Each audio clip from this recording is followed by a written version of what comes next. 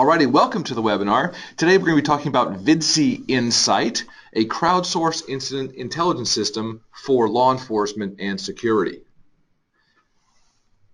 My name is Eric Larson. I'm Director of Marketing here at Vidcie, and I'm very happy to be telling you about this very unique and powerful technology that we've got.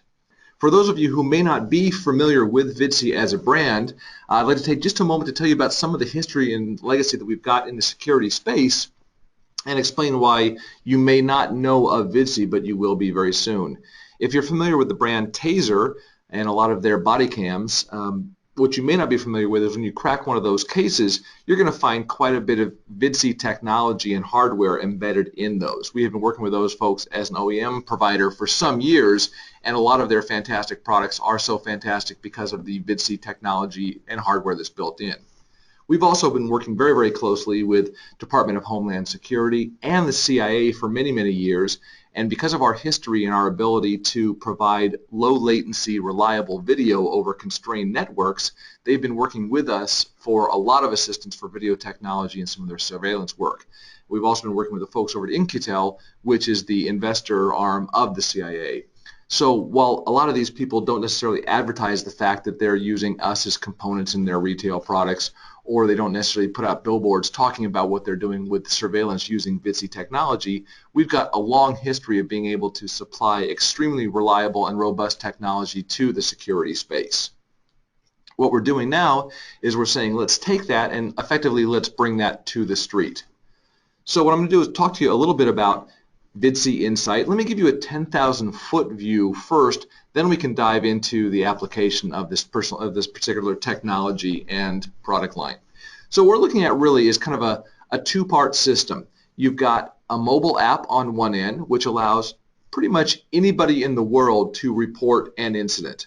They can fire up this app and they can report incidents using text, using video, or using photographs. These people could be riders on a bus, they could be college students at a particular university, they could be employees of a specific corporation, or they could be simply a citizen of New York City. It almost doesn't matter. It's basically a population-driven app. All of that information then goes through a cloud-based server that we will host and manage here at Vidcie, and you're going to be able to view it on your end with your dispatch centers within Vidcie Central, which is the name for our web-based viewing application. I'll get into the details and give you a demonstration of this shortly, but I just want to give you an idea that we're talking about a situation where you've got an app on one side that people can use to report incidents, and then you've got a very powerful viewing portal on the other side where you can watch what's coming in. So let's take just a moment and let's look at the system now as it exists and talk about your alert and reporting system. Obviously this is a very dramatic simplification, but I think it helps to illustrate the workflow. The way we see it is an incident will occur in the world. Perhaps it's a crime, maybe it's an accident or a collision, maybe it's a cat who's stuck in a tree. It really doesn't matter for this example. Something happens out there and someone is compelled to report this. They're either compelled because it's affecting them directly and they need assistance, or they're simply being good Samaritans and they want to make sure that the world is aware that this situation is happening.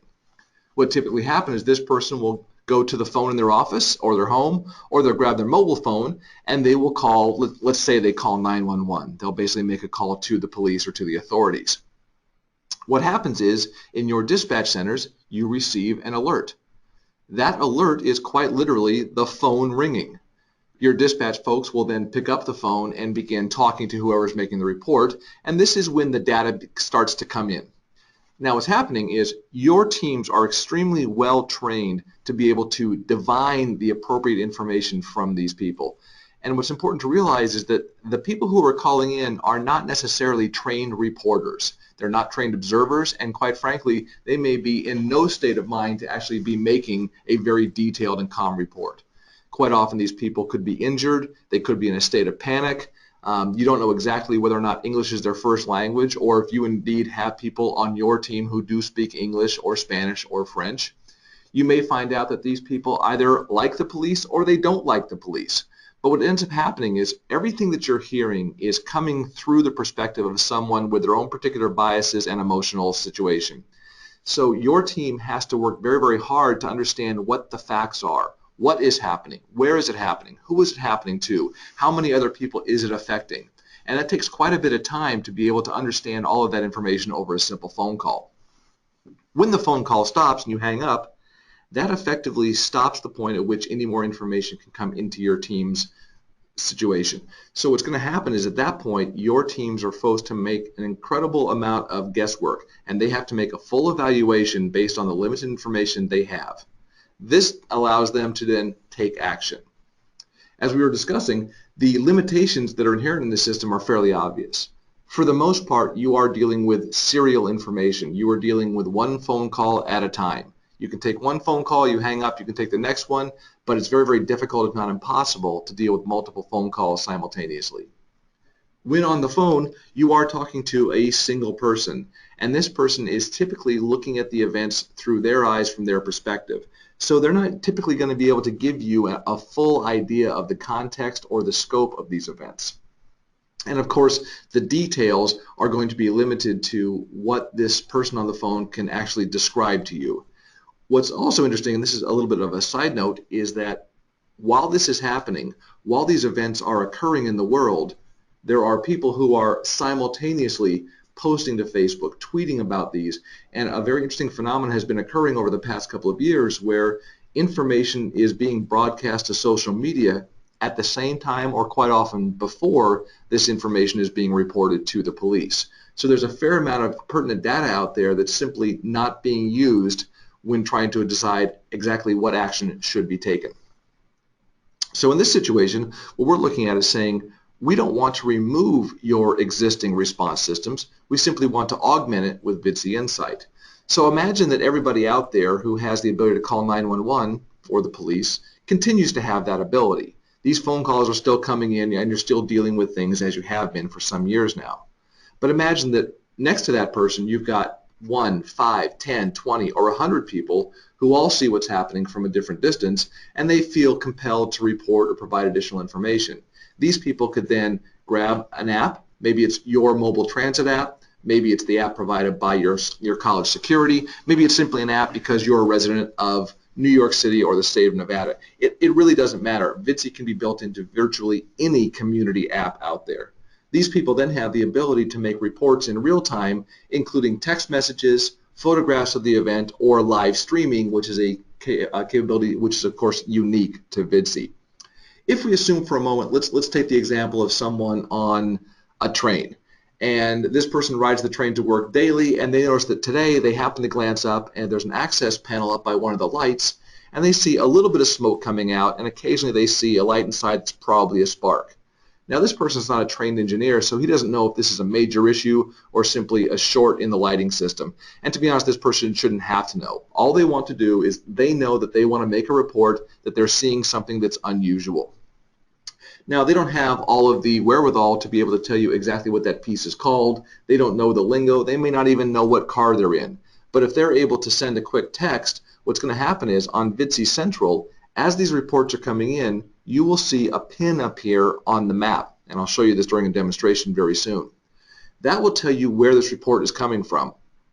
So if you get a text message that says, I see smoke, you'll be able to look at the map and see that someone has reported smoke.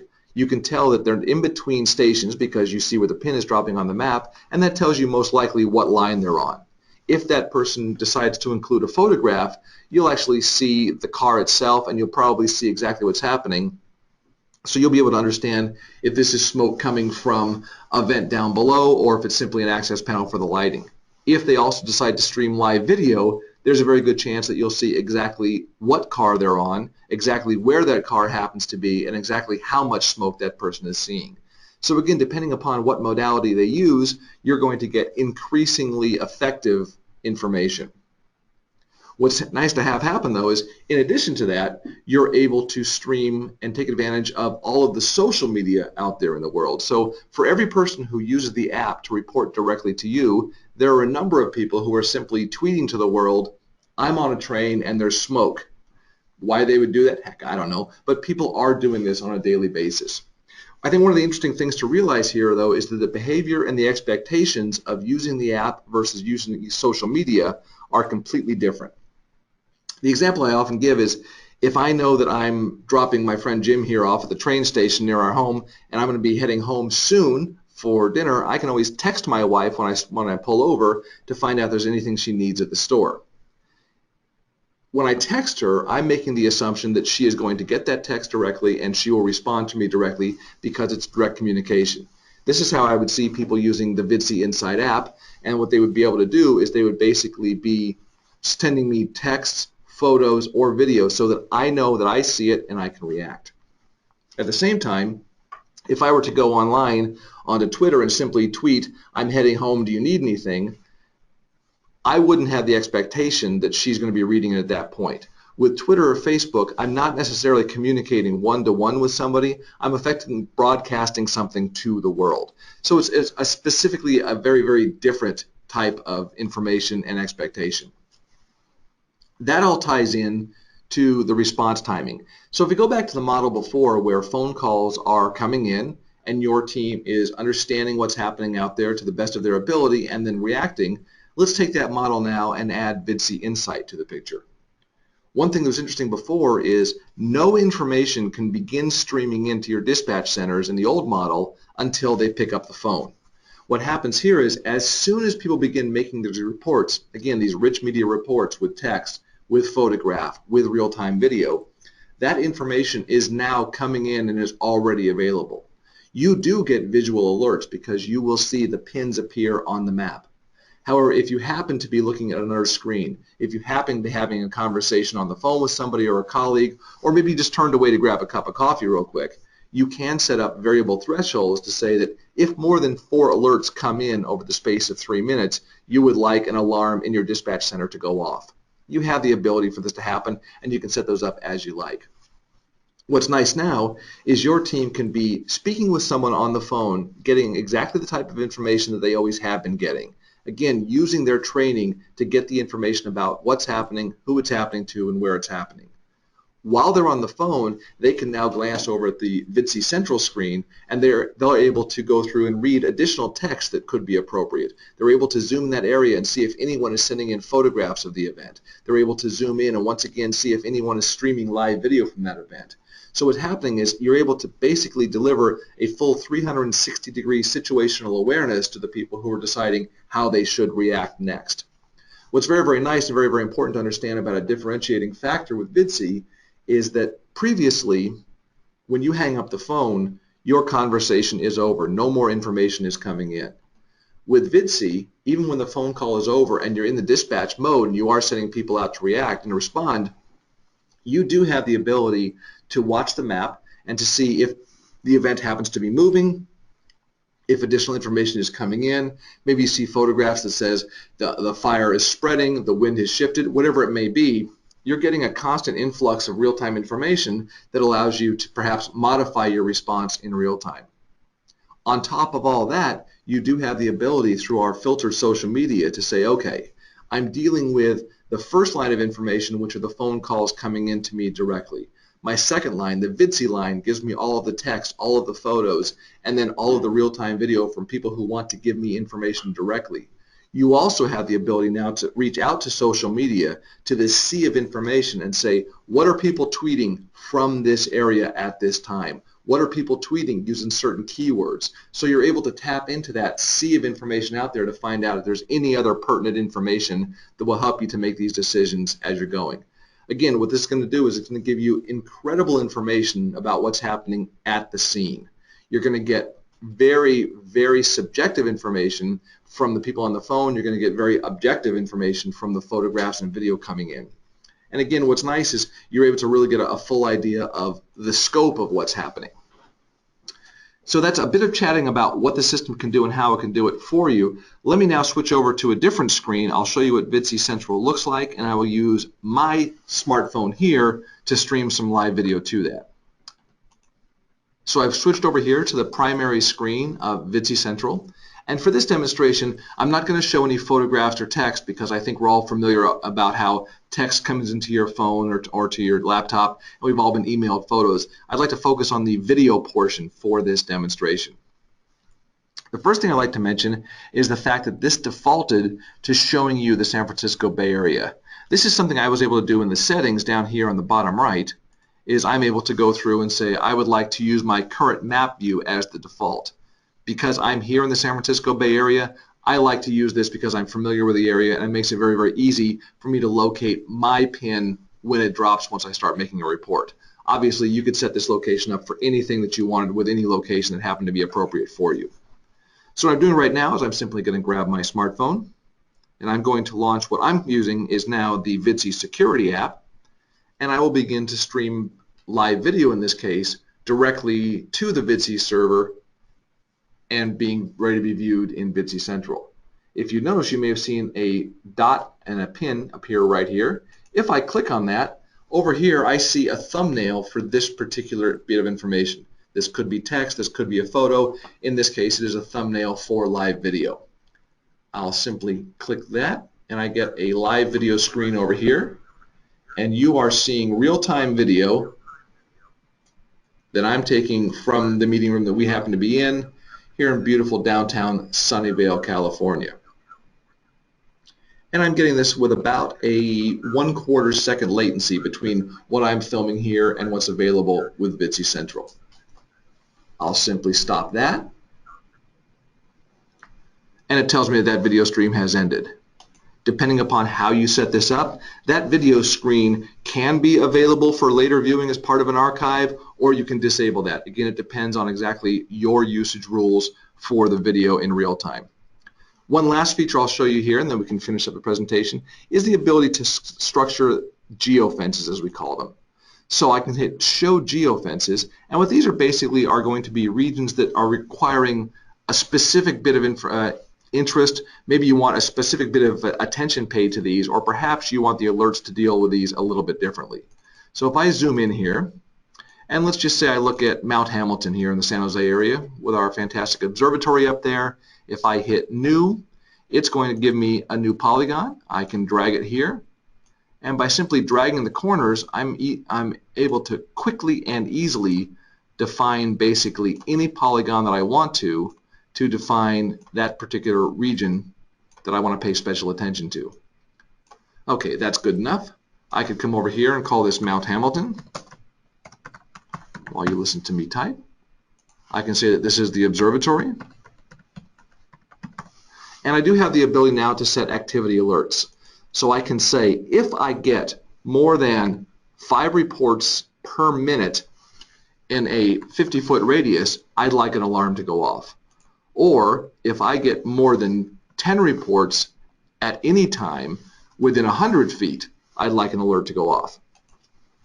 I hit save, and I'm good to go. So I could basically set up unique geofences around schools, hospitals, power stations, anything that I wanted to, anything that I wanted the area to be treated a bit differently for how the alerts will come in.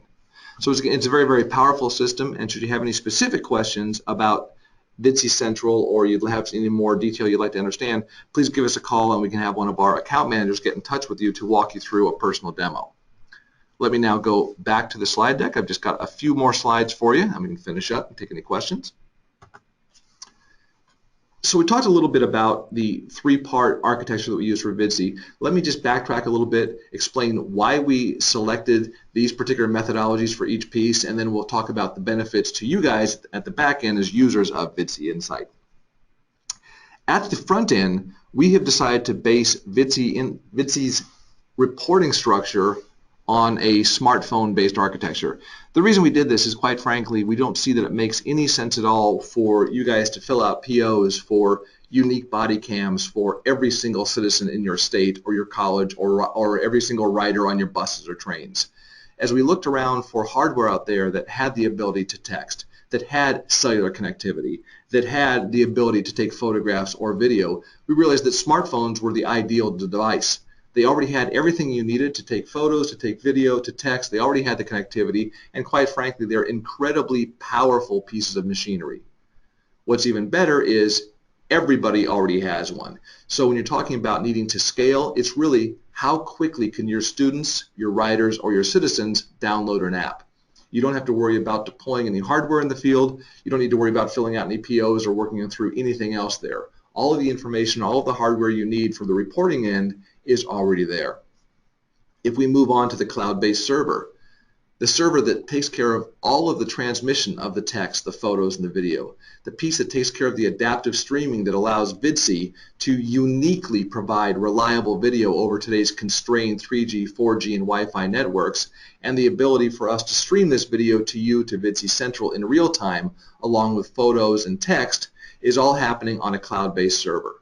Again, the reason we've decided to do this is our cloud server partners are constantly upgrading their systems. They are constantly getting the latest and greatest hardware, and they have got massive amounts of power on tap to make sure that they can support all of us at the level that we demand. We see no reason why it makes sense for you guys to fill out a PO for a huge server farm and a team of IT professionals to maintain this when all of that hardware would effectively become obsolete by the time you plug it in. This is not something you want to worry about. You guys have other things to worry about, and you're simply looking for a solution and not additional hardware problems. That brings us to the web-based browser, which is Vidcie Central, which I showed you earlier. And the reason that we decided to make this web-based was really twofold. As with the other two pieces, we don't feel that it makes sense from a financial perspective to have to ask you to buy a particular piece of unique and proprietary viewing hardware. You know, we could have something out there with a huge flat screen that requires a 25-pin cable or a specific fiber uplink, but to buy something that only works for giving you access to Vidcie just doesn't make financial sense for you. By the same token, you may have people in your dispatch centers, your management offices, and people in the field who want access to all of the information coming into Vidcie Central. By using a web-based approach, you can log in from any PC in the world, any laptop, any smartphone, any connected tablet. You have remote access virtually anywhere at any time. Now, of course, you have complete control over who can log in. With your system settings, you're able to set permissions and set specific passwords and usernames, but you do make sure that your teammates have the ability to log in and get this critical information from any place they happen to be at any time. Lastly, I think we're down to really what is the primary value. What we're able to provide is, as an augmentation to the systems you already have, we're able to provide you in-depth, real-time incident intelligence. You will see what's happening. You will have live video of what's happening. You will get detailed text of what's happening in addition to the voice information that you're already getting. And again, our feeling is the more information you have, the better you can make these decisions. As far as the coverage themselves, you know, we started doing some research and we started to realize that whenever an event happens to someone anywhere in the world, the one common feature is there's always someone there. And these people will almost always have a smartphone with them. So by the nature of using a smartphone-based system, you have almost complete coverage of any event at any time. Because these people are there and because you're dealing with a population now that really understands what it takes to grab a smartphone and send a text, take a photo, take a video, you're going to get immediate and more complete situational awareness than you ever had before. You're going to be able to get much more information from people who aren't necessarily interested in calling the police and making the reports themselves, but they do feel compelled to either report this directly or simply broadcast it to the world with social media. And at the end of the day, more effective information, more complete information, and more timely information simply allows your team members to make more qualified decisions. They can enhance their ability to really understand what the situation is before they act, and they're able to make faster decisions, better informed decisions, and effectively better decisions at the dispatch sense.